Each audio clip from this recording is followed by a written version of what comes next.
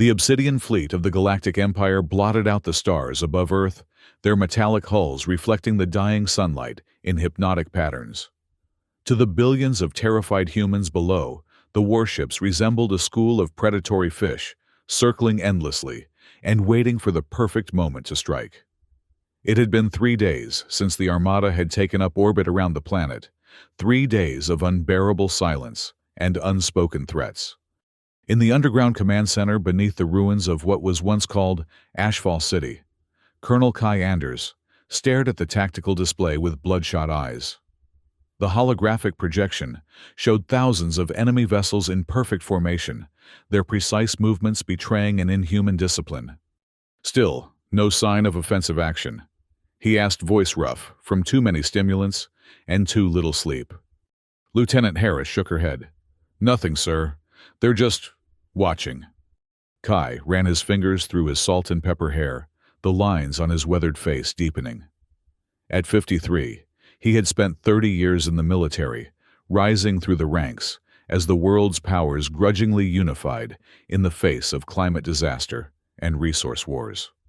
Now, as commander of Earth's most sophisticated anti-aircraft bunker, he found himself responsible for defending humanity against a threat no one had been prepared to face.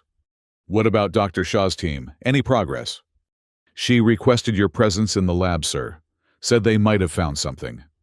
Kai nodded grimly and made his way through the maze of corridors that connected the command center to the research facilities. The bunker had been built decades ago as a fail-safe against nuclear war, not alien invasion. Its concrete walls, reinforced with steel and ceramic composites, felt suddenly inadequate against the forces gathering above. The laboratory doors hissed open to reveal a scene of controlled chaos. Screens filled with incomprehensible data lined the walls, while exhausted scientists hunched over terminals, their faces illuminated by the blue glow of holographic projections. In the center of it all stood Dr. Lena Shaw, her normally immaculate appearance now disheveled after 72 hours without proper rest. Colonel, she acknowledged, gesturing for him to approach her workstation. We've been analyzing the energy signatures from their ships. Lena was 48, a brilliant physicist whose work on pulse frequencies had revolutionized Earth's defense systems. Her brown hair was streaked with gray and tied back in a practical ponytail, and despite the circumstances, her green eyes still burned with analytical intensity. Tell me you found a weakness, Kai said without preamble.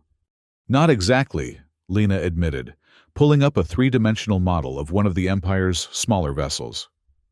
Their shields are unlike anything we've seen before. They appear to be some form of energy barrier that adapts to whatever strikes it. Conventional weapons would be useless. Before Kai could respond, the bunker's communication system crackled to life, and every screen in the facility suddenly displayed the same image, a humanoid figure seated on what could only be described as a throne. The being wore ornate black armor that seemed to absorb light rather than reflect it, and its face was concealed behind a helmet adorned with intricate symbols. People of Earth. The figure began, its voice artificially processed and layered with harmonics that made Kai's skin crawl.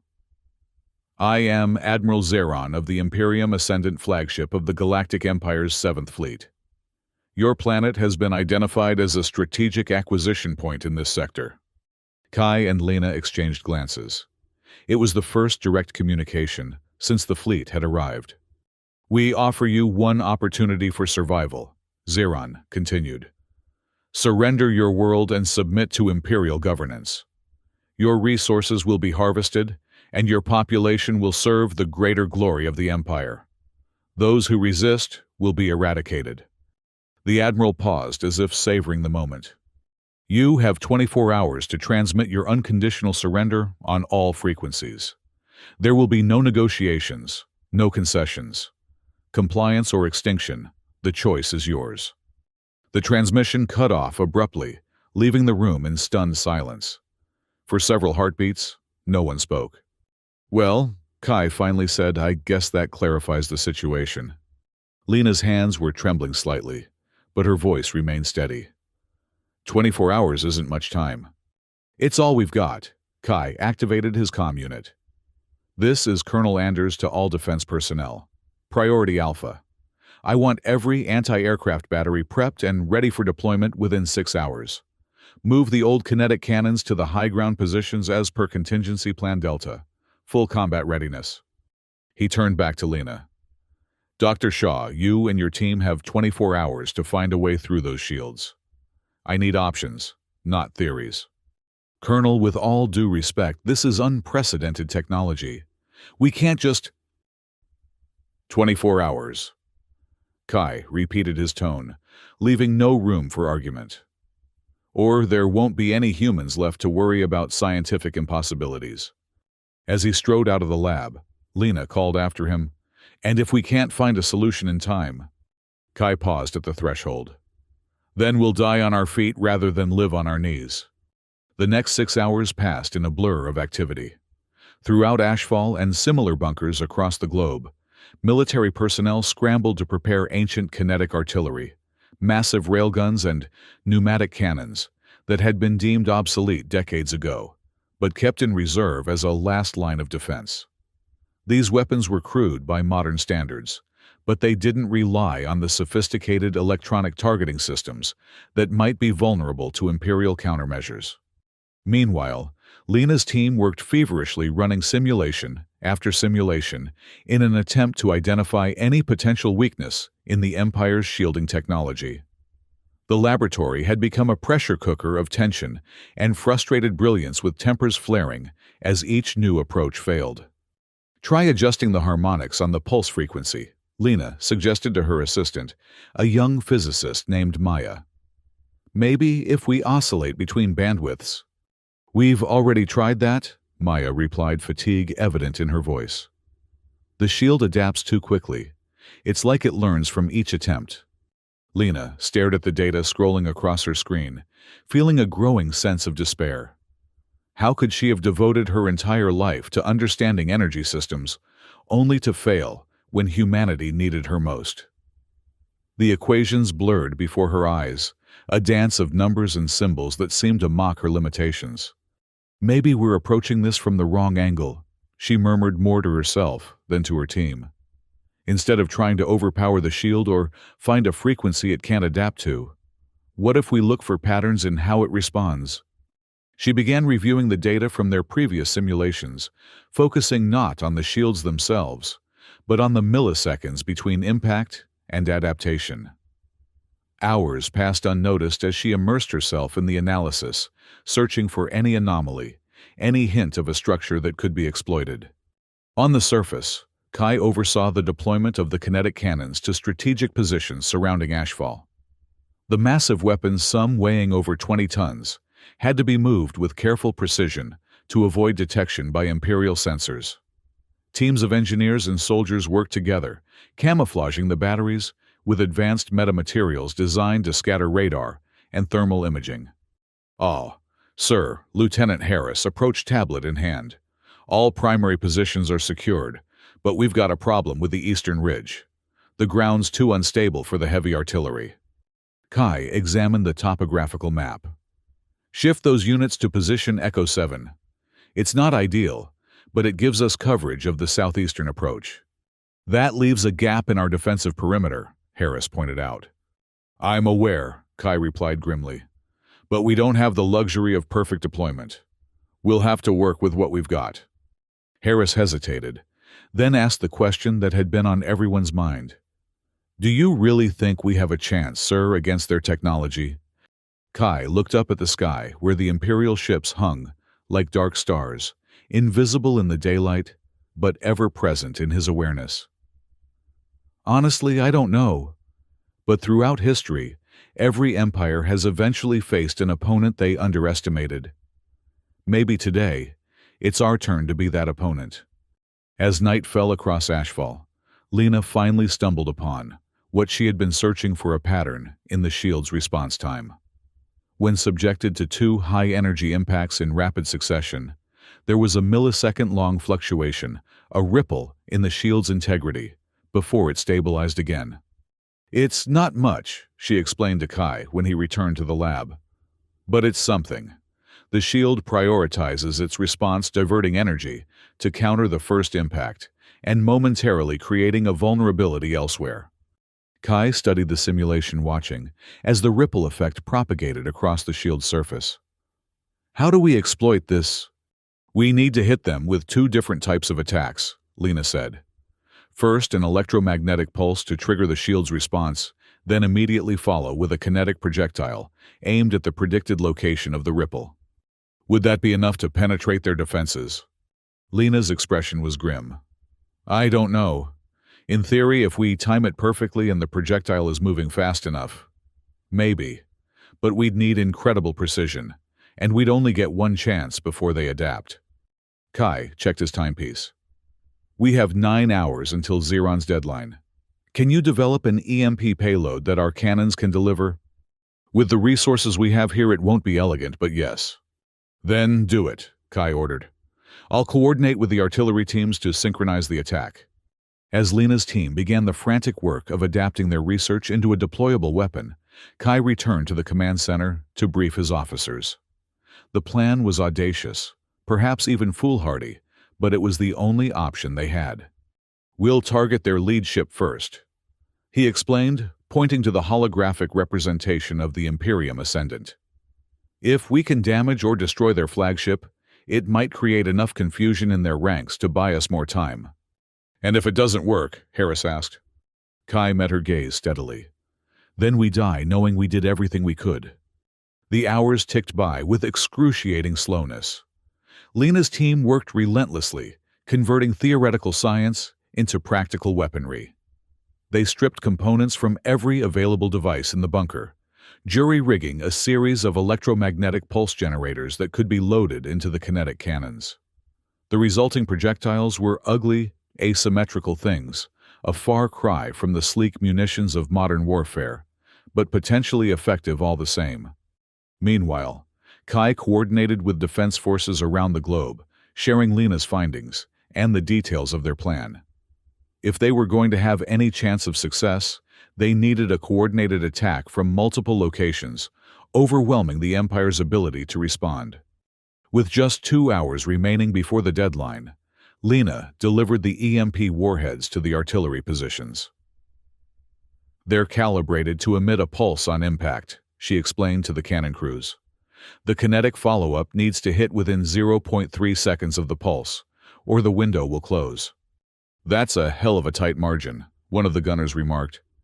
It's all we've got, Lena replied. The targeting data has been uploaded to your systems. Just make it count. As she made her way back to the command bunker, Lena found herself wondering if these would be her last hours alive.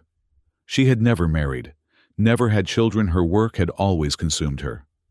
Now, with the fate of humanity hanging by a thread, she couldn't help but question her choices. In the command center, Kai was engaged in a heated argument with Harris and several other officers. We can't wait any longer, Harris insisted. We should launch now while we still have the element of surprise. We stick to the plan, Kai countered firmly. We launch when there are 30 minutes left on their clock, not a moment sooner. Why wait? Another officer demanded. Every minute increases the chance they'll detect our preparations. Kai's expression hardened. Because I want them to believe we're going to surrender. I want their shields at minimum power, their attention elsewhere. And most importantly, I want that smug bastard Xeron watching the clock instead of watching us. He turned to address the entire room. This isn't just about today.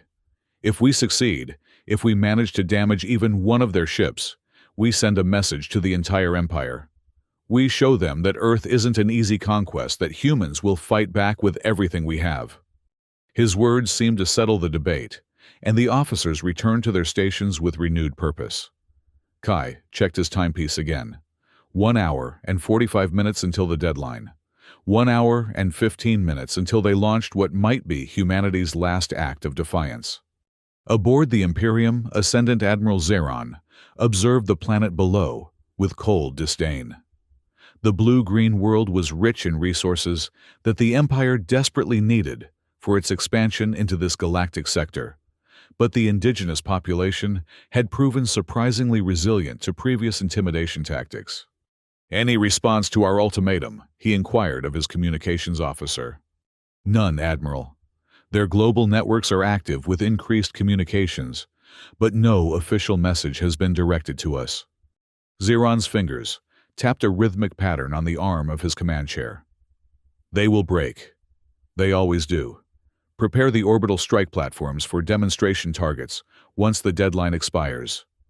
We'll start with uninhabited areas, then escalate." "As you command, Admiral." Zeron had conquered 17 worlds for the Empire, and each one had followed the same pattern: initial resistance, then panic, then capitulation. Humans might be more technologically advanced than some species he had encountered, but they were still primitives compared to the Empire. Their weapons could not hope to penetrate Imperial shields.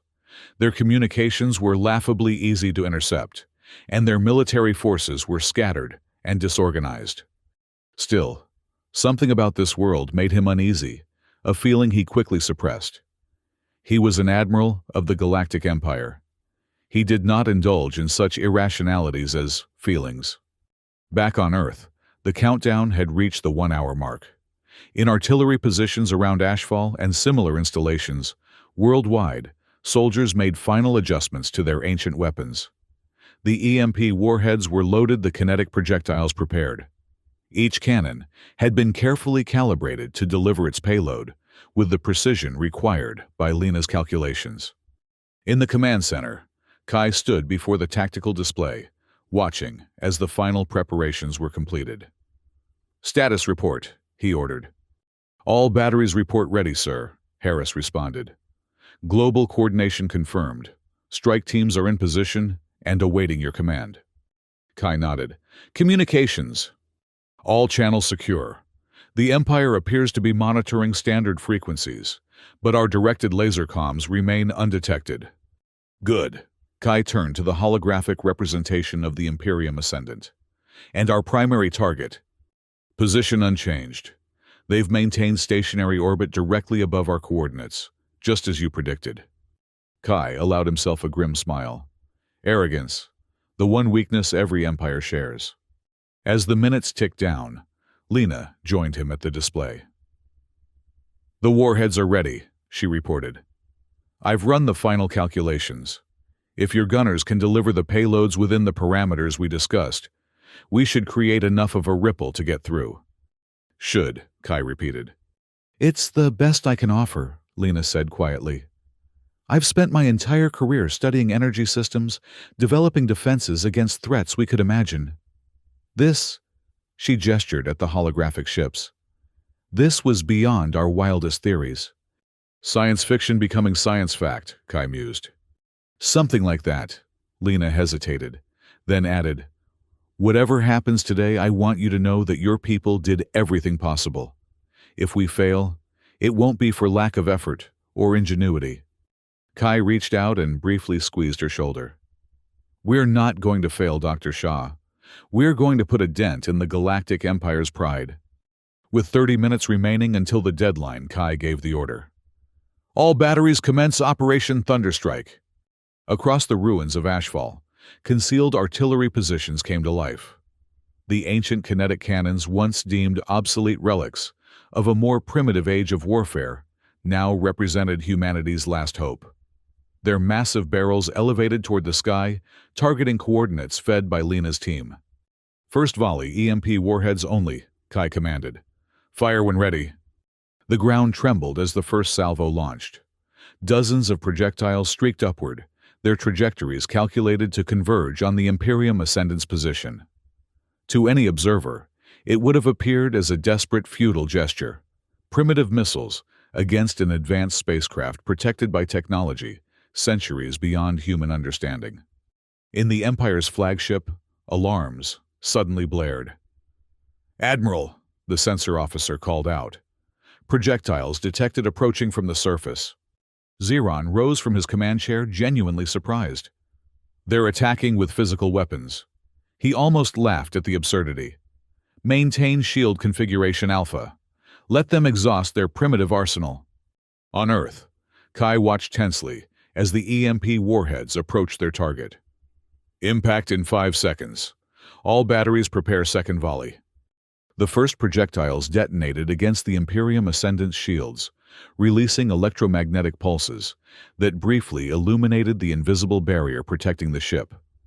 From the ground, it looked like ripples of blue lightning spreading across the surface of a massive dome. "Now," Kai shouted, "kinetic volley fire." The second wave launched immediately heavy tungsten core projectiles, rocketing upward at hypersonic speeds. These carried no explosive payload, no sophisticated technology, just mass and velocity, the most basic weapons in physics. On the tactical display, Lena watched breathlessly as the kinetic projectiles followed milliseconds behind the electromagnetic pulses. Everything depended on timing on the ripples in the shield, behaving exactly as her simulations had predicted. Aboard the Imperium Ascendant, Zeron watched with bemused contempt as the first volley dissipated harmlessly against his ship's shields. "As expected, their weapons are—" His words were cut short as the tactical officer shouted, "Shield breach, port quadrant!" Zeron whirled in disbelief. "Impossible!" But the impossible was happening. 3 of the kinetic projectiles had found their mark, slipping through momentary weaknesses in the shield to impact directly against the flagship's hull. Alarms wailed as damage reports flooded in. Port stabilizers damaged, hull integrity compromised in sections 47 through 52. Zeron's disbelief quickly transformed into rage. "Return fire! Target their launch positions!" But before the order could be carried out, more impacts rocked the ship. Not just from ashfall, but from multiple locations around the planet. The humans had coordinated their attack, striking simultaneously from dozens of positions. On Earth, the command center erupted in cheers as the tactical display confirmed direct hits. "It's working!" Harris exclaimed. "Their shields are failing!" Kai didn't join the celebration. "Keep firing," he ordered. "Maintain the rhythm EMP followed by kinetic. Don't give them time to adapt." Volley after volley launched from Earth's surface, a relentless barrage of primitive, yet effective weaponry. The Imperium Ascendant's shields flickered and failed in sections, allowing more and more kinetic projectiles to strike the vessel's hull. In-orbit chaos reigned aboard the Imperial flagship. "Reroute power to shields," Zeron commanded, his composure cracking as another impact shook the bridge. "How are their weapons penetrating our defenses?" "Analysis suggests they're exploiting harmonic fluctuations in our shielding matrix," the science officer reported. "They're timing their attacks to coincide with shield reconfiguration cycles." "Impossible," Zeron repeated, but with less conviction. "Their technology is too primitive to detect such phenomena." Yet the evidence was undeniable. The humans had found a weakness in Imperial defenses that no other species had exploited in centuries of warfare. It was elegantly simple, brutally effective, and it was working. "Hull breach in engineering section," an officer reported. "We're losing stabilization." Zeron made a swift calculation. His flagship was taking critical damage, and if the humans could inflict this kind of punishment on the most advanced vessel in the fleet, the other ships might be vulnerable as well. Pride warred with practicality for a moment before duty won out. "Signal the fleet. Withdraw to defensive positions beyond their firing range. We need to reassess." As the order was transmitted, the Imperium Ascendant shuddered violently. Its propulsion systems, damaged by repeated kinetic impacts, struggled to maintain orbital integrity. The massive vessel began to list, caught in Earth's gravitational pull. "We're losing altitude," the navigation officer reported, panic evident in his voice. "Compensators failing." Zeron's face hardened behind his helmet. "Abandon ship. All personnel to escape pods. Transmit full battle data to the fleet command." In Ashfall's command center, a new alert sounded. "Colonel," Harris called out. "The flagship is descending from orbit. Trajectory indicates it will impact approximately 20 kilometers northeast of our position." Kai watched the holographic projection, hardly daring to believe what he was seeing. "Are they crashing or making a controlled descent?" "Appears to be uncontrolled, sir. Their propulsion systems are failing. Lena stepped forward, her expression a mixture of awe and horror. We did it. We actually brought down an Imperial warship. Not just any ship, Kai replied. Their flagship. The implications were staggering. For all their advanced technology, for all their generations of interstellar conquest, the Empire had proven vulnerable to humanity's desperate innovation. The ripple effect that Lena had discovered a phenomenon that might have been overlooked in a less critical situation had provided the key to penetrating supposedly impenetrable defenses. Maintain fire on secondary targets, Kai ordered, unwilling to let this advantage slip away. Focus on any ships attempting to retrieve personnel from the flagship. But the Imperial fleet was already retreating, pulling back to a higher orbit beyond the effective range of Earth's makeshift weapons. The Imperium Ascendant continued its descent, a massive obsidian shape, now visible to the naked eye as it plummeted toward the surface. Impact imminent, Harris reported grimly. Estimated blast radius will affect outlying areas of ashfall. Kai activated the emergency broadcast system. All personnel and civilians brace for impact. Seismic event expected within the next 5 minutes. When the Imperial flagship crashed, the Earth shook for hundreds of kilometers in every direction. The impact created a crater, nearly 2 kilometers wide, sending a massive dust cloud into the atmosphere. In ashfall, buildings already weakened by years of warfare collapsed under the strain, and the underground bunker itself suffered structural damage in its upper levels. But amidst the destruction, a sense of elation spread among the survivors. They had struck back against an enemy that had seemed invincible. They had proven that humanity would not surrender without a fight. In the hours that followed, Kai organized search and rescue teams to aid those caught in the impact zone, while Lena's team analyzed data from the attack to refine their approach for future engagements. The Imperial fleet maintained its distance, seemingly reassessing its strategy in light of this unexpected resistance. As night fell once more over ashfall, Kai found Lena standing on the observation platform of the bunker, looking out at the distant glow of fires where the Imperial flagship had crashed. "How many do you think survived?" she asked without turning. "From their ship, impossible to say. Their escape pod technology is probably as advanced as everything else." Kai moved to stand beside her. "Our casualties were minimal, all things considered. The early warning gave people time to reach shelter."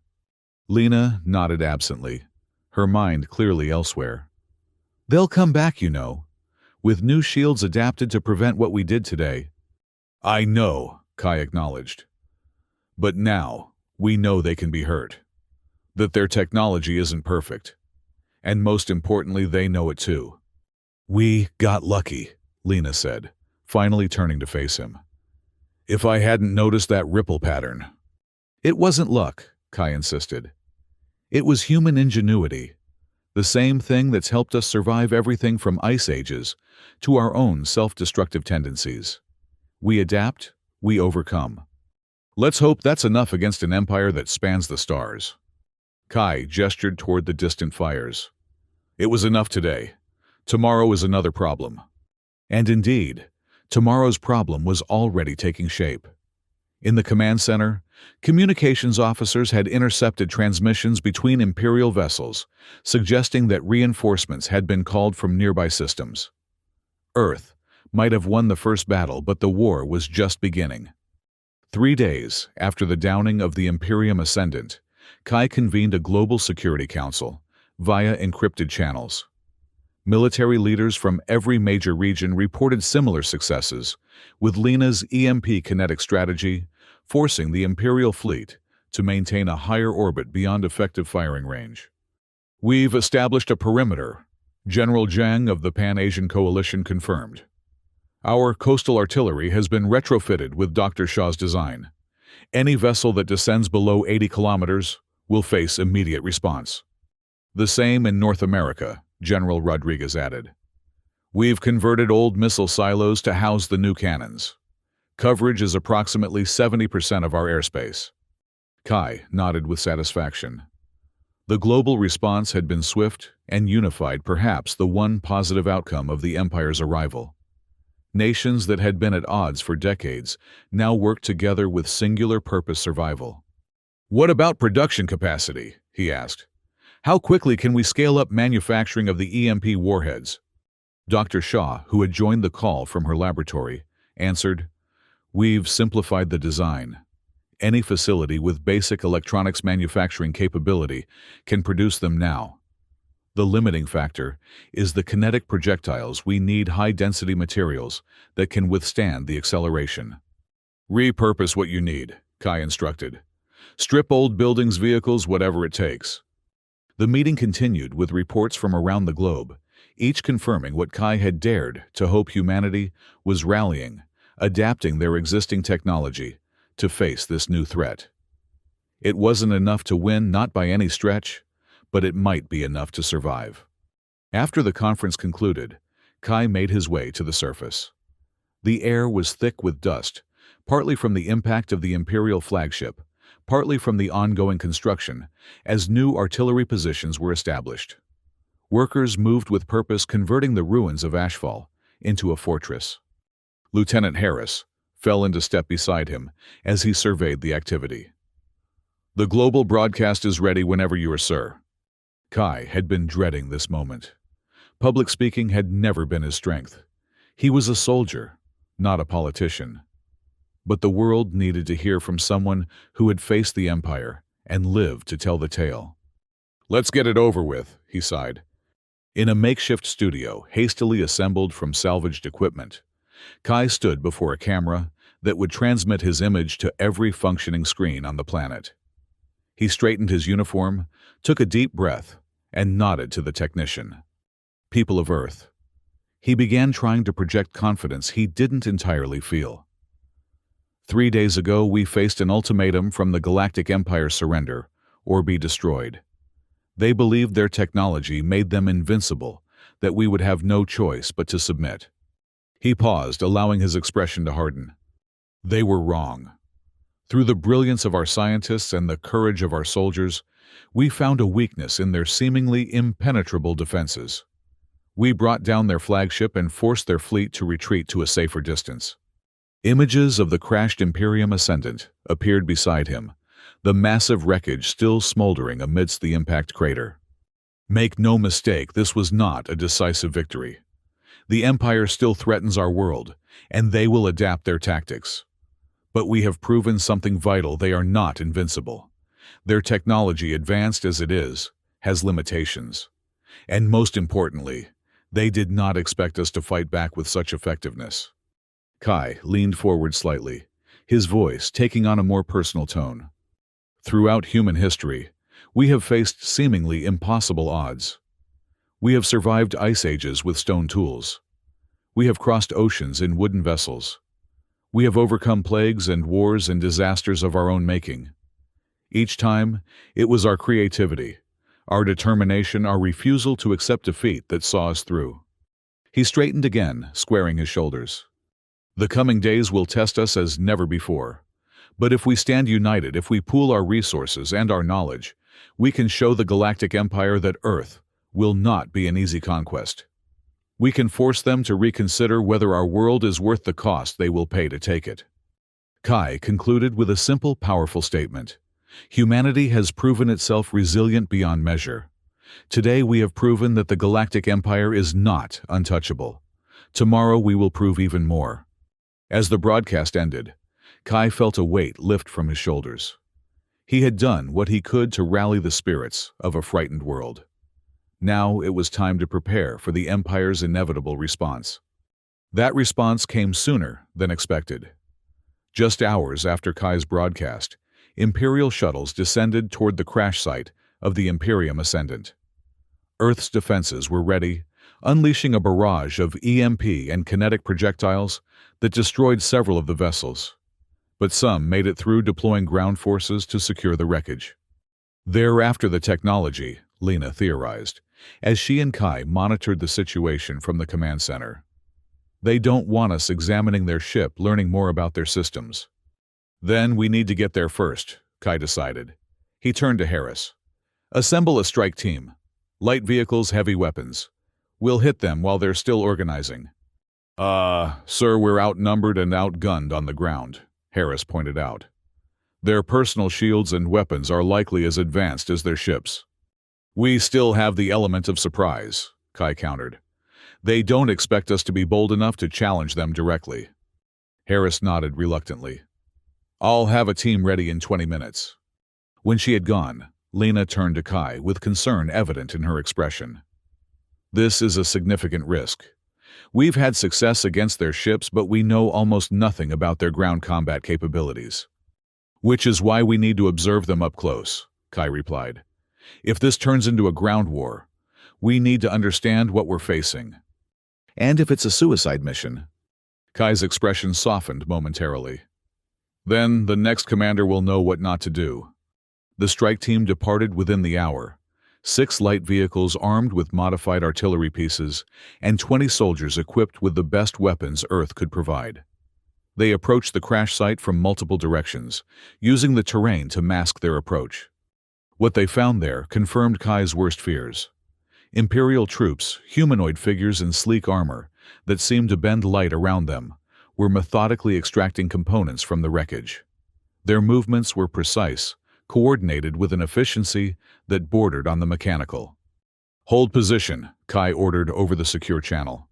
Observe and report only. Do not engage unless detected. For nearly an hour, the human strike team watched and recorded as the Imperial salvage operation continued. They noted the aliens' equipment, their formations, the way their personal shields flickered when they passed through the wreckage's electromagnetic disturbances. Look at that, Harris whispered beside Kai in their concealed position. Their shields react to the residual EMP from the crash site, just like the ship's shields. Kai nodded grimly. Same technology scaled down, which means the same vulnerability might exist. Their observation was cut short when one of the Imperial troops suddenly stopped, raised a device that resembled a rifle, and fired in their direction. The projectile, a bolt of energy that left a blue trail in its wake, struck the ground meters from their position. We've been spotted, Kai barked into his comm. Fall back to extraction points, covering fire only if necessary. The human vehicles roared to life, pulling back from their hiding spots, as Imperial troops began converging on their positions. Energy bolts sizzled through the air, leaving scorch marks where they struck. They're fast, Harris noted, as their vehicle bounced over the uneven terrain. And their aim is uncanny. Kai was formulating a response when a massive explosion rocked their vehicle. One of the other transports had taken a direct hit, erupting in flames. He watched in horror as Imperial troops closed in on the wreckage with predatory precision. Team 2 is down, he reported grimly. No survivors. The strike team had nearly reached extraction distance when a larger Imperial vessel descended from above, cutting off their escape route. Sleek and predatory, it hovered effortlessly, weapon ports opening along its sides. Evasive maneuvers, Kai shouted, but it was too late. The vessel unleashed a barrage that destroyed 3 more vehicles in rapid succession. In the chaos that followed, Kai's transport was hit, flipping violently and throwing its occupants clear. He landed hard, the breath knocked from his lungs, awareness dimming momentarily. When his vision cleared, he found himself staring up at an Imperial soldier, the alien's features concealed behind a reflective visor. The soldier raised its weapon, preparing to finish him off, but then jerked violently as kinetic rounds struck its shield. Harris, bleeding from a gash on her forehead, had taken position behind a piece of wreckage and was firing steadily at the alien. The Imperial soldier turned toward this new threat, seemingly unharmed by the bullets striking its shield. But Kai noticed something, a flicker, a momentary disruption in the energy field surrounding the alien, similar to the ripple effect Lena had identified in the ship's defenses. With the last of his strength, Kai drew his sidearm and waited for Harris to fire again. When she did, he timed his shot to follow hers by a fraction of a second. His bullet passed through the momentary weak point in the shield, striking the alien's armor and causing it to stagger backward. The same principle works, he shouted to Harris. Coordinated fire staggered by milliseconds. Understanding immediately, Harris adjusted her tactics. She and Kai fired in an alternating rhythm, the first shots creating ripples in the shield, the follow-up shots exploiting the momentary weaknesses. The Imperial soldier fell, its advanced armor penetrated by primitive, but precisely timed projectiles. More aliens were converging on their position. "We need extraction," Kai barked into his comm unit, unsure if anyone was still receiving. "Immediate evac from Sector 7. To his surprise, a response came immediately. "Hold position, Colonel. Reinforcements inbound." Moments later, the sky above them filled with aircraft old-fashioned fighter jets that had been deemed obsolete years ago, but kept in reserve. They screamed overhead, dropping conventional explosives on the Imperial positions. The blasts wouldn't penetrate the aliens' shields directly, but the concussive force and debris scattered many of the soldiers, creating chaos in their ranks. Under this covering, fire-ground vehicles approached, picking up the surviving members of the strike team. Kai and Harris clambered aboard the nearest transport, which immediately sped away from the battlefield. "That was too close," Harris muttered, applying pressure to her head wound. Kai nodded grimly, but his mind was already processing what they had learned. Their personal shields have the same vulnerability as their ships. It's a fundamental flaw in the technology itself. "A flaw we can exploit," Harris agreed. When they returned to the bunker, Lena was waiting anxiously. Her face paled when she saw their condition, Kai limping from a leg injury, Harris with blood caked on her face, only a fraction of the strike team returning. "What happened?" she demanded as medics rushed forward to treat the wounded. "We confirmed your theory," Kai replied, waving away a medic who tried to examine his leg. "The ripple effect exists in their personal shields too. Same principle, same vulnerability." Lena's scientific curiosity momentarily overcame her concern. "You're certain?" "We killed one of them," Harris confirmed as a medic cleaned her wound. "Coordinated fire, precisely timed. First shot creates the ripple, second shot penetrates." Kai allowed himself to be guided to a chair, suddenly aware of the exhaustion weighing on him. "We need to disseminate this information globally. Every resistance fighter needs to know they can be hurt, they can be killed." "The cost was high," Lena observed quietly, looking at the small number of survivors. "And it will get higher," Kai acknowledged. "But we've learned something crucial. They're not invincible, not in space, not on the ground." Over the next week, Earth's resistance forces refined their tactics based on what Kai's team had discovered. The EMP kinetic strategy was adapted for ground combat with soldiers trained to fire in coordinated pairs. Manufacturers worldwide began producing simple electronic devices that could emit electromagnetic pulses on a small scale to be used in conjunction with conventional firearms. The Imperial forces, meanwhile, had established a perimeter around the crashed flagship, creating a fortified zone that Earth's military leaders designated the Exclusion Zone. Attempts to breach it had proven costly, with human casualties far exceeding alien losses. But elsewhere around the globe, resistance forces had more success. Imperial scout parties venturing beyond the Exclusion Zone to assess Earth's defenses found themselves ambushed by humans employing the new tactics. While victories were small and scattered, the psychological impact was enormous. The invincible conquerors could bleed. In orbit, the Imperial fleet maintained its distance, apparently reconsidering its strategy in light of Earth's unexpected resistance. Occasional vessels would descend to deliver supplies or reinforcements to the Exclusion Zone, braving the artillery fire from Earth's surface. Some were damaged or destroyed, but most made it through, a reminder that humanity's defenses were far from impenetrable. 10 days after the downing of the Imperium Ascendant, Lena requested Kai's presence in her laboratory. She had been working almost without rest, analyzing data from both the spacecraft crash and the encounters with Imperial ground forces. "I think I've found something," she said without preamble when he arrived. "Look at this." She pulled up a holographic representation of an Imperial soldier's shield based on recordings from the strike team's encounter. "We've been focusing on the ripple effect, which works, but it requires precise timing and coordination that's difficult to maintain in combat situations. Kai nodded. He had seen firsthand how challenging it was to implement the technique under fire. But there's another vulnerability, Lena continued. Their shields operate on a quantum frequency that shifts constantly, which is why they're so effective against most attacks. However, the shifting isn't truly random. It follows a pattern like a very complex algorithm. And you've deciphered this pattern? Kai asked, skepticism evident in his tone. Not entirely, Lena admitted. But I've identified recurring sequences. If we could predict the next shift, we could tune our weapons to match the exact frequency at the moment of impact. That sounds even more complicated than timing the ripple effect. It would be if done manually, Lena agreed. But we can build devices, frequency modulators that constantly cycle through the predicted patterns.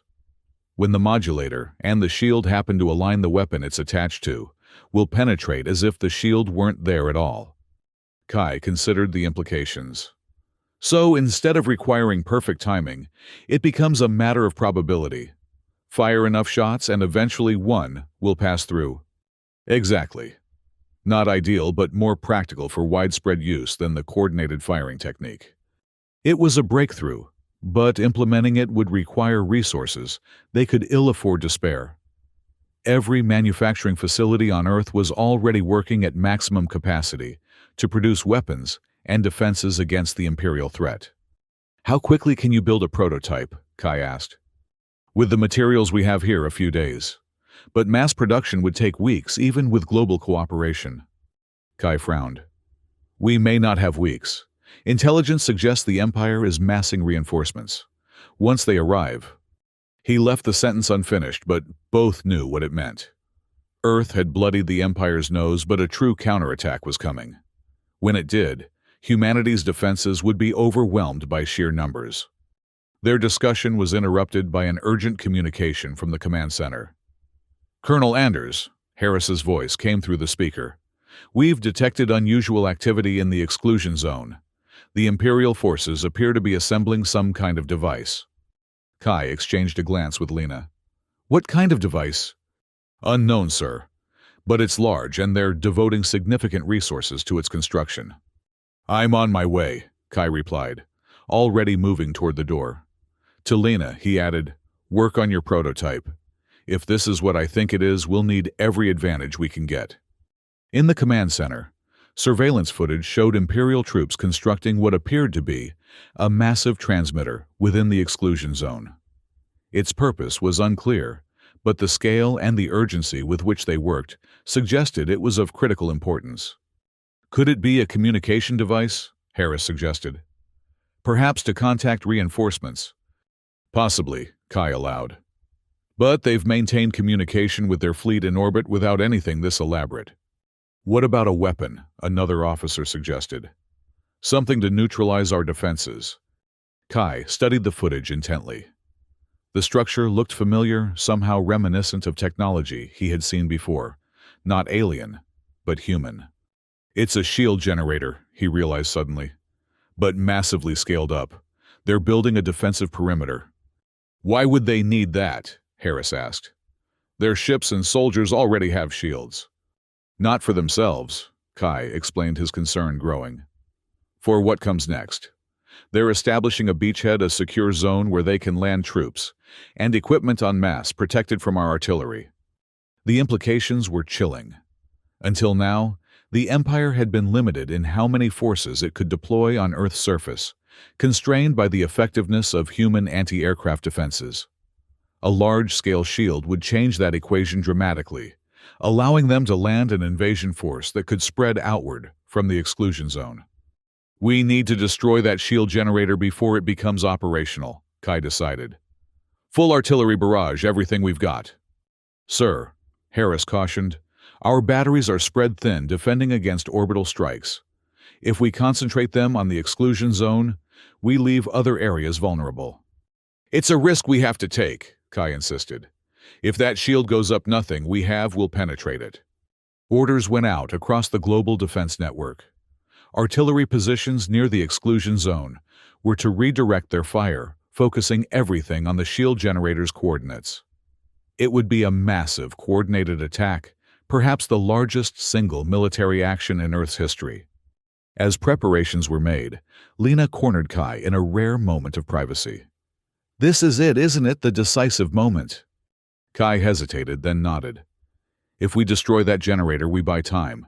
If we fail, then my frequency modulator might be our last hope." Lena finished the thought. "I'll keep working." The artillery barrage began at dawn the following day. Hundreds of cannons from positions all around the exclusion zone fired in carefully orchestrated waves. EMP warheads, followed by kinetic projectiles, the rhythm designed to exploit the ripple effect in Imperial shields. From the command center, Kai watched as the impacts registered on the tactical display.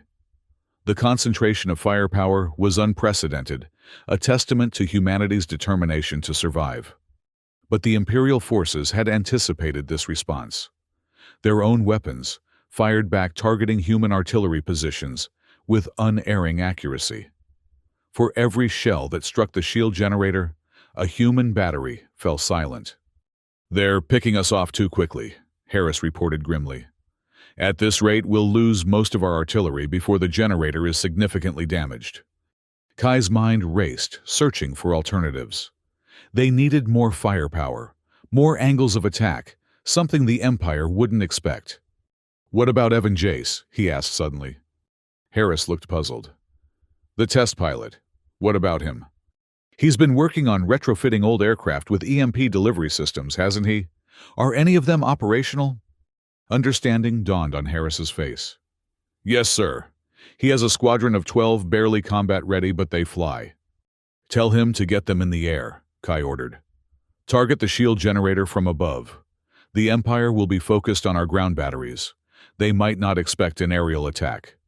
As Harris relayed the orders, Kai turned back to the tactical display. The shield generator was taking damage, but not quickly enough. Imperial reinforcements were already converging on the structure, deploying additional defenses. High above the battlefield, Evan Jace led his squadron of retrofitted fighter jets toward the exclusion zone. The aircraft were ancient by modern standards, conventional jets that had been modified to carry EMP payloads in addition to their standard munitions. "Remember, we only get one pass," Jace reminded his pilots over the comm. "Their anti-aircraft capabilities will lock onto us after the first strike. Make it count." The squadron approached at maximum speed, hugging the terrain to avoid early detection. When they were less than a minute from the target, Jace gave the order, "Weapons hot. Prepare for attack run." The 12 aircraft rose as one, cresting a ridge to reveal the exclusion zone spread before them. The shield generator dominated the center of the area, a towering structure surrounded by Imperial troops and equipment. "EMP warheads armed," Jace confirmed. "On my mark, release." The squadron unleashed its payload, simultaneously dozens of EMP warheads arcing toward the shield generator. Before the Imperial forces could respond, the jets banked sharply, releasing conventional bombs in a precisely timed sequence designed to exploit the ripple effect. The combined assault created a spectacular display of destructive force. EMP warheads detonated against the generator's protective shields, creating cascading ripples of vulnerability. Conventional explosives followed, slipping through these momentary weaknesses to strike the structure itself. In the command center, Kai watched the attack unfold with bated breath. The aerial assault had caught the Imperial forces by surprise, just as he'd hoped. For precious seconds, their defenses focused on the wrong targets, allowing Jace's squadron to deliver its deadly payload. "Direct hits confirmed," Harris reported, unable to keep the excitement from her voice. "The generator's taking critical damage." But the Empire's response was swift and merciless. Anti-aircraft fire erupted from the exclusion zone, filling the sky with energy bolts that moved faster than any human projectile. Jace's squadron scattered, attempting evasive maneuvers, but the alien weapons tracked them with uncanny precision. "We've lost Talon 3 and 4. Harris reported, her earlier enthusiasm fading. 5 and 7 hit but still airborne. The rest are withdrawing beyond range." Kai focused on the tactical display, watching for signs that their sacrifice had been worthwhile. The shield generator was heavily damaged, its central structure partially collapsed. But Imperial engineers were already swarming over it, attempting emergency repairs. "Keep firing," he ordered. "Everything we have on that generator. Don't give them time to regroup." The artillery barrage intensified, focusing all remaining batteries on the damaged structure. For hours, the bombardment continued, a relentless assault that gradually overcame the Empire's defenses. Imperial troops fought desperately to protect the generator, but they were caught between human determination and the laws of physics.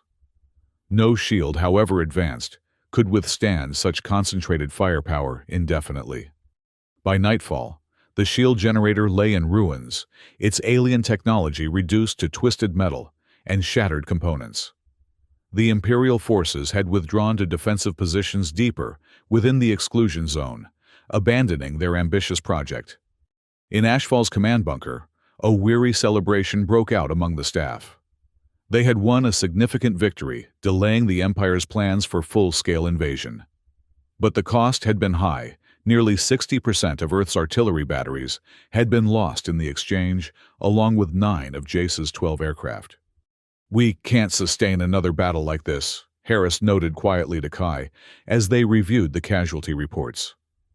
"We're running out of heavy weapons and our manufacturing can't keep pace with the losses." Kai nodded grimly. "Which is why Dr. Shaw's new frequency modulators are so important. If they work as promised, we won't need to concentrate so much firepower to achieve the same effect." As if summoned by her name, Lena entered the command center, her expression a mixture of exhaustion and triumph. "We've done it," she announced. "The prototype works. We can predict the shield frequency patterns with about 30% accuracy, enough to significantly increase penetration rates." "How soon can we begin production?" Kai asked. "We've already transmitted the designs to manufacturing centers worldwide. The first units should be ready within days." Lena paused, then added, "But they're not a magic bullet, Colonel. They'll improve our odds, not guarantee victory." "At this point, I'll take any improvement we can get," Kai replied. Looking at the tactical display where Imperial forces were regrouping within the exclusion zone, he knew they had won a battle, but not the war. The Empire had lost its flagship, failed to establish a shielded beachhead, and discovered that humans were far more resourceful than expected. But reinforcements were coming, vast armadas that would make the current fleet seem insignificant by comparison. 2 days later, Kai addressed the world again through a global broadcast. Standing before the camera, he projected confidence despite the knowledge of what lay ahead. "People of Earth," he began, "we have struck another blow against the Galactic Empire.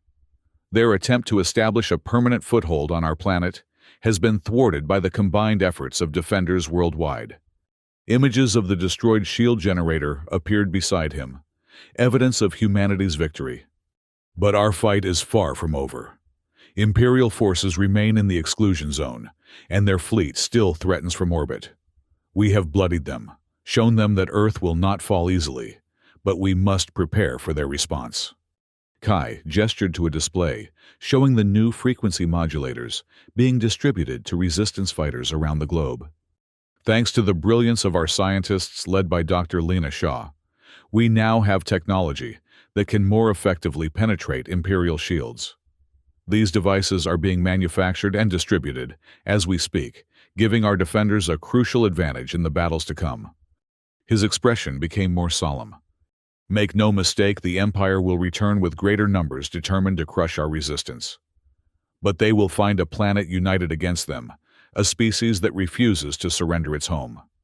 Throughout human history, we have faced extinction many times from forces both natural and of our own making. Each time we have survived through innovation, cooperation, and sheer determination." Kai's voice strengthened with conviction. "The Galactic Empire thought our ships and weapons primitive, our defenses laughable. They believed their technology made them untouchable. But they have learned what countless would-be conquerors throughout human history discovered too late: underestimate humanity at your peril. The broadcast concluded with images from around the world, artillery positions being reinforced, frequency modulators being installed on weapons, civilians and soldiers working side by side to prepare for the coming storm. In orbit aboard the Imperial cruiser that had assumed command after the loss of the Imperium, Ascendant Admiral Zeron watched the human transmission with cold fury. His armor had been repaired after his narrow escape from the flagship, but his pride remained wounded. Never in his long career had he encountered such effective resistance from a supposedly inferior species. "They celebrate prematurely," he remarked to his officers. "The reinforcement fleet will arrive within days. Then, we will show these humans the true meaning of Imperial power." Admiral, his tactical officer, ventured cautiously, "Perhaps we should reassess our approach. These humans have proven more resilient than anticipated." Zeron's gaze, hidden behind his helmet's visor, turned to the officer. "Are you suggesting the Galactic Empire cannot defeat a single primitive world?" "No, Admiral." The officer quickly backpedaled. "Merely that conventional subjugation tactics may need modification. They have adapted to our shield technology with unexpected speed." Zeron considered this. The officer had a point loath, as he was to admit it. The humans' exploitation of the ripple effect in Imperial shields was troubling not because it threatened the outcome of the conquest, but because it might increase the cost in Imperial lives and resources. "Prepare a full analysis of their weapons and tactics," he ordered. "When the reinforcement fleet arrives, I want countermeasures ready." On Earth, preparations continued day and night. The frequency modulators proved as effective as Lena had predicted, significantly improving the odds of penetrating Imperial shields.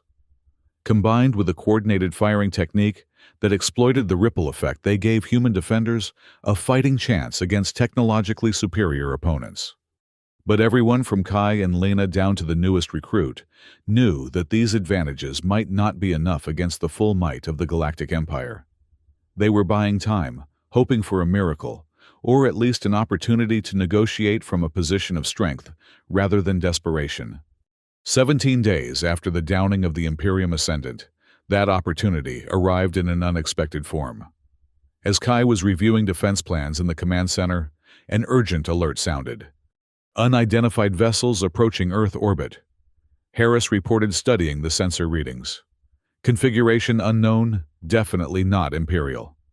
Kai moved to her station, examining the data. "How many?" 7 large ships, dozens of smaller craft. They're on a direct approach vector to the Imperial fleet." Before Kai could respond, another officer called out, "Sir, we're detecting massive energy readings from the unidentified vessels. They're powering weapons." The tactical display updated to show the new arrivals engaging the Imperial fleet. Energy beams lanced between the opposing forces, shields flared and failed, and explosions blossomed in the silence of space. "Get me a visual," Kai ordered. A moment later, telescopic imagery appeared on the main screen. The unidentified vessels were sleek, organic-looking ships that seemed to flow through space, rather than push against it. Their weapons tore through Imperial defenses with surprising effectiveness, suggesting technology at least equal to the Empire's own. "Who are they?" Lena asked, having joined Kai at the display. "I don't know," he admitted. "But right now, they're the enemy of our enemy." The battle in orbit continued for hours, a spectacular light show visible even to the naked eye from Earth's surface. The Imperial fleet, caught by surprise, and already weakened from the conflict with humanity, struggled to mount an effective defense against this new threat. Eventually, a transmission reached Earth's communication systems, not from the Empire, but from the unidentified vessels. A figure appeared on screen, humanoid, but clearly alien, with iridescent skin and eyes that contained too many colors. "People of Earth." The alien began, its words translated into multiple human languages simultaneously. "I am Commander Thalira of the Galactic Confederation. We have been monitoring the Imperial incursion into your system and have come to offer assistance." Kai exchanged glances with his officers, skepticism evident in their expressions. After facing one alien invasion, they were understandably wary of another, no matter how friendly it might initially appear. The Galactic Empire has been our adversary for centuries, Thalira continued. Their expansion threatens all independent worlds. When we detected their fleet entering your system, we dispatched forces to intervene, though I must commend your world for the resistance you have already mounted. Few species have successfully damaged Imperial vessels with such limited technology.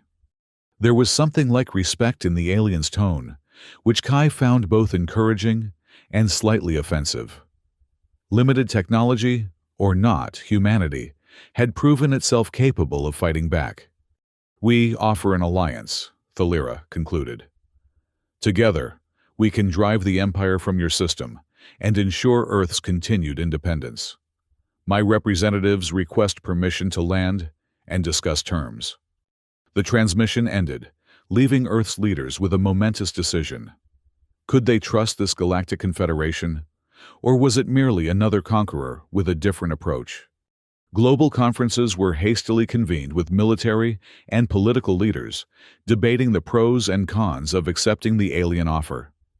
Kai found himself unexpectedly central to these discussions, his experience fighting the Empire, making his opinion highly valued. We can't simply trust them, he argued during one such meeting. But we can't afford to reject potential allies either. The Empire's reinforcements will arrive soon, with or without this new complication. What do you suggest, Colonel? The Secretary General of the United Nations asked. Allow a small delegation to land under heavy guard. Hear what they have to say, but keep our defenses at full readiness and make it clear that we're negotiating as equals, not supplicants. The proposal was accepted with cautious optimism. A landing site was prepared near Ashfall, deliberately separate from any critical military or civilian infrastructure. Security protocols were established that would allow the alien representatives to see Earth's determination without revealing its strategic vulnerabilities. When the Confederation shuttle descended, it did so with deliberate slowness, broadcasting its position and intentions continuously. It was a stark contrast to the Imperial approach, a gesture of respect that did not go unnoticed by the human defenders. Kai, along with Lena and representatives from Earth's major nations, waited at the landing site as the shuttle touched down. The vessel was smaller than Imperial craft, with a design that seemed to prioritize elegance over intimidation. When the hatch opened, Commander Thalira emerged accompanied by two other aliens of similar appearance. They wore no visible weapons or armor, another pointed contrast to Imperial protocol. Colonel Anders, Thalira greeted Kai, surprising him with the use of his name. Your defense of this world has become somewhat legendary even beyond your system. The Empire is not accustomed to setbacks. We're not accustomed to surrender, Kai replied simply. Thalira's mouth formed what might have been a smile. So we have observed. It is one reason why we believe your world would be a valuable ally against Imperial expansion. The initial meeting lasted several hours with Thalira explaining the complex political landscape of the galaxy. The Empire and the Confederation had been locked in a Cold War for centuries, neither able to gain a decisive advantage. Earth, despite its relatively primitive technology, had strategic value due to its position near contested space. The Empire seeks to establish a forward base in this sector, Thalira explained. Your world is merely the first step in a larger campaign of expansion. And the Confederation's interest, Lena asked pointedly. What do you gain from helping us? Another ally against Imperial aggression, Thalira replied without hesitation. And yes, strategic depth for our own defense. But unlike the Empire, we do not subjugate. Member worlds of the Confederation maintain their sovereignty, their cultures. We offer mutual defense and technological exchange, not domination. It sounded almost too good to be true, which made Kai inherently suspicious. But the immediate threat remained the Empire, and the Confederation was actively engaging Imperial forces in orbit. Whatever their long-term agenda might be, their short-term goals aligned with Earth's survival. What exactly are you offering? Kai asked. Immediate military support to repel the Imperial invasion, Thalira said. defensive technology to protect your world from orbital bombardment. And if you choose to join the Confederation formally, a gradual introduction to interstellar technology that will allow Earth to stand as an equal among spacefaring civilizations.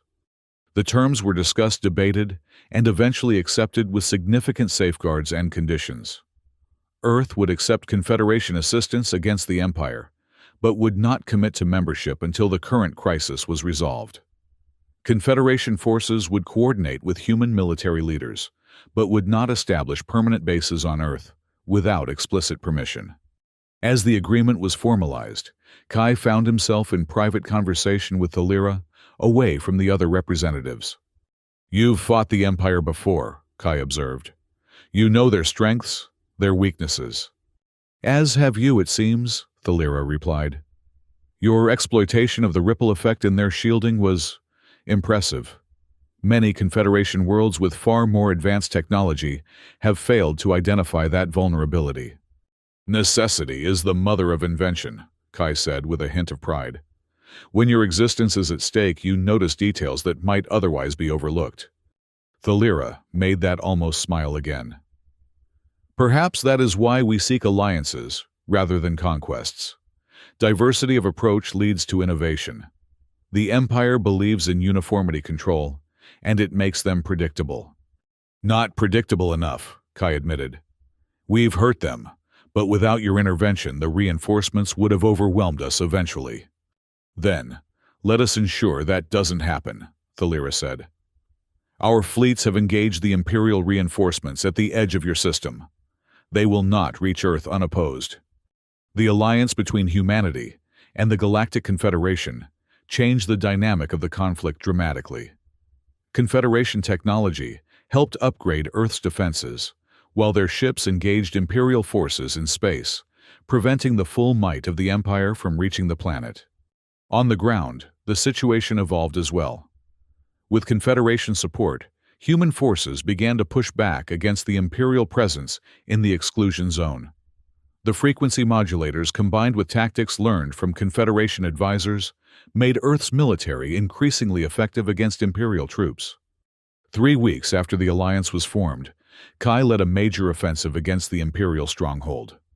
Combined human and Confederation forces surrounded the exclusion zone, cutting off supplies and reinforcements from orbit. The battle was fierce, with Imperial troops fighting with the discipline and determination of soldiers who knew retreat was not an option. But they were outnumbered and increasingly outgunned. Human ingenuity, enhanced by Confederation technology, had leveled the playing field. The Empire's technological advantage, once seemingly insurmountable, had been steadily eroded through adaptation and cooperation. When the Imperial commander finally surrendered, it marked a turning point not just in the battle for Earth, but in humanity's place in the galaxy. They had faced a technologically superior enemy and proven their worth as warriors, innovators, and potential allies. In the aftermath, as Confederation ships continued to push Imperial forces back from Earth's system, Kai found himself standing once again at the observation platform of the Ashfall bunker. Beside him, Lena looked out at the night sky, where distant flashes of light betrayed the ongoing conflict in space. "Do you think they'll come back?" she asked quietly. Kai considered the question carefully. "The Empire eventually. They don't strike me as the type to accept defeat graciously. And our new allies, can we trust them?" "Trust is earned," Kai replied. "So far, they've kept their word. But I suspect the galaxy is full of agendas we can barely comprehend. We'll need to be cautious." Lena nodded thoughtfully.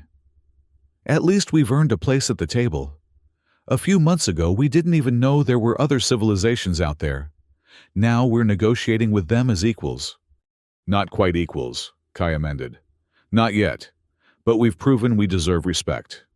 He gestured toward the ruins of Ashfall, where reconstruction efforts were already underway. Throughout the city, and indeed across the planet, humans worked alongside Confederation advisors, learning about technologies that had once seemed like magic. "We have a long way to go," Kai continued. "But if there's one thing humans excel at, it's adapting. The Empire thought their ships were untouchable until they faced our anti-aircraft fire. Who knows what we'll accomplish with actual interstellar technology at our disposal?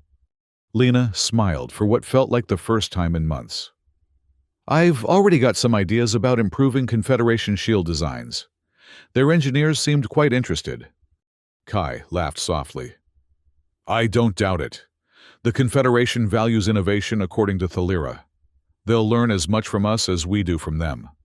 As they spoke, a flash of light brighter than the others briefly illuminated the night sky, the destruction of an Imperial capital ship at the edge of the solar system, visible even from Earth's surface.